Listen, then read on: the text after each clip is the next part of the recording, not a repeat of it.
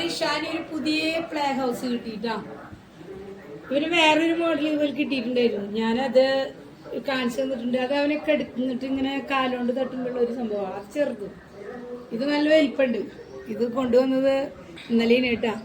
മാമൂദിക്ക് വരാൻ പറ്റിയില്ല. ജോലി സ്ഥലത്ത് നിന്ന് എൻ്റെ സാറ് കൊണ്ടുവന്നതാണ്, ലിജോ സാറ് കൊണ്ടുവന്നതാണ്. അപ്പോൾ അത് നല്ല ഭംഗിയുള്ളൊരു സംഭവമായിട്ട് തോന്നി. ഭയങ്കര ഒരു സന്തോഷമായി തോന്നി. നല്ലൊരു വീട് പ്ലേ ഹൗസ്. അത്യാവശ്യം 2 വയസ്സായ കുട്ടികൾക്കായാലും അതിലിരുന്ന് കളിക്കാനൊക്കെ അവർക്ക് മനസ്സിനൊരു ഇഷ്ടമാവും. പണ്ടൊക്കെ നമ്മൾ കുഞ്ഞ് വീടുണ്ടാക്കുക ഓലപ്പര പോലെയാണ്. 2 കാലൊക്കെ നാട്ടി ഓല വെച്ചിട്ടൊക്കെ നമ്മൾ ഉണ്ടാക്കും. ഓർമ്മയുണ്ടോ എന്തോ? പട്ടമുണ്ട് നീളത്തിൽ അമ്മമാർ കാലൊക്കെ നാട്ടി അതൊന്ന് തുണി വറുത്തിയിട്ടിട്ട് പ്ലേ ഹൗസുകൾ നമ്മൾ മുറ്റത്തുണ്ടാക്കുക. അപ്പോൾ കുട്ടികൾക്ക് റെഡിമെയ്ഡ്. അത് എന്ത് രസമല്ലേ അതൊക്കെ. അവർക്കതൊരു ഹാപ്പിനെസ് ഉണ്ടാവും ഇല്ലേ?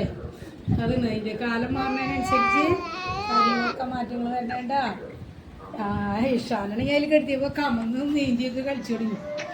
അടിപൊളിയായിട്ട് അവൻ്റെ എടുപ്പില്ലേ. അപ്പോൾ അവൻ ഉറങ്ങി കഴിഞ്ഞപ്പോൾ ഞങ്ങൾ അവനെ ഇന്നലെ തൊട്ട് അതിലേനെ കിടത്തത്. ഇന്നലെ മുതലാളി വന്നിട്ടുണ്ടായിരുന്നു വീട്ടിലേക്ക്.